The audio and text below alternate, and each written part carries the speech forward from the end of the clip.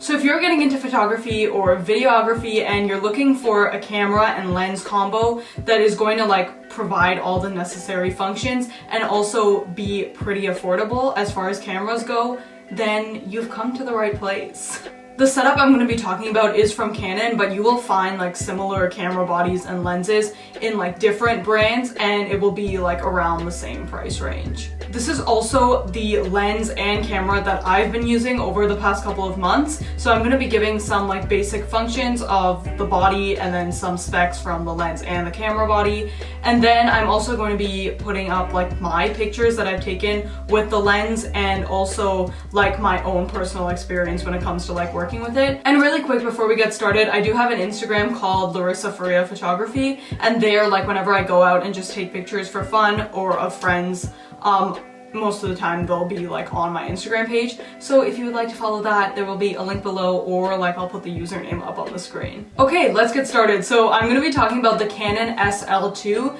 in combination with the 50mm f1.8 lens. And if you're wondering why I'm not like holding the camera and the lens, it's because the video is being filmed on this camera. So this quality is actually the camera body in combination with the lens. This is the video quality. So the Canon 50mm 1.8, also referred to as the Nifty 50, is around $150. That is Canadian prices, and depending on where you're from, it will like differ, and also depending on like the store you're buying it from. The Canon SL2 camera body plus the kit lens runs you about $600.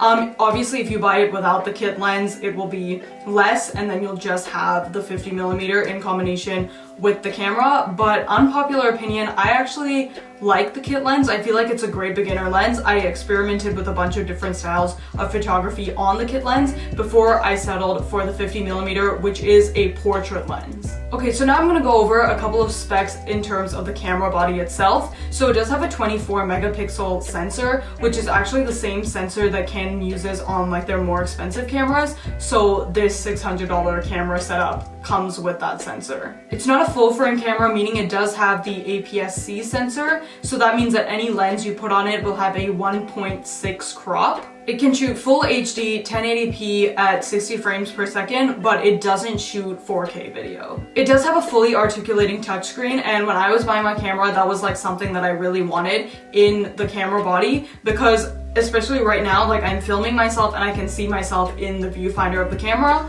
but also when I'm taking pictures and I have to get like really low for a shot, I can flip the screen up so I don't have to like actually get level with the camera to see like what the framing is like. On that same note, it has like in-camera Wi-Fi, which means that I can use my phone and connect it to the camera and have like live shooting, which means that my camera could be like completely far away from me, like I don't even have to be in eye shot of it, and I can see what's going on the camera, and also I can save pictures directly to my phone from my camera. It also has an external microphone jack, which is uncommon in like less expensive cameras, which means you can literally buy like a pro microphone and attach it on and it will literally work like seamlessly. So one of the main reasons that I purchased the SL2 over any other camera body that I was looking at is because of the little things that they add onto the camera that makes it easy to build up your system. So for example, I used this camera in combination with the kit lens, and then I purchased the 50mm, which made my quality go up a little bit.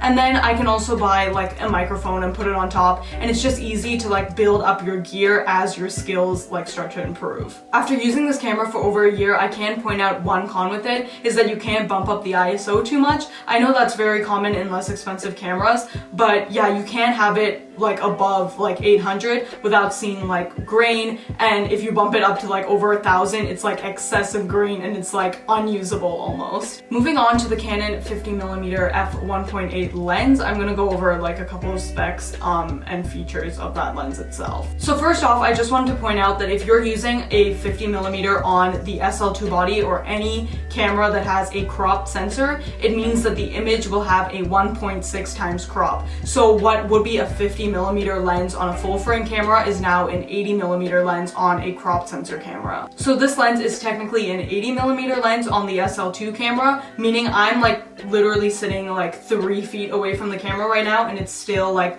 a kind of zoomed in tight shot. So like I said before, the Canon SL2, you can't bump up the ISO too much, but this lens compensates for that because wide open, the aperture opens to 1.8, meaning it works better in low light, and also you get that nice like bokeh blurry background look when you're separating your subject from the background. I'm gonna put up on the screen right now some portraits that I've taken with this lens. It really separates the subject from the background, makes it nice and blurred. It has a very soft look to it and a very professional look to it, and personally, in my opinion, that's like what I favor in my photography. The lens also has a metal mount on the back, meaning it feels like a nice high quality piece of equipment even though it is at a reasonable price point. And the last thing I quickly want to point out is that it has 7 aperture blades, meaning if you do it right and you're shooting with like some light at the background and you separated your subject from the background, you will get round bokeh in your pictures instead of like jagged lines.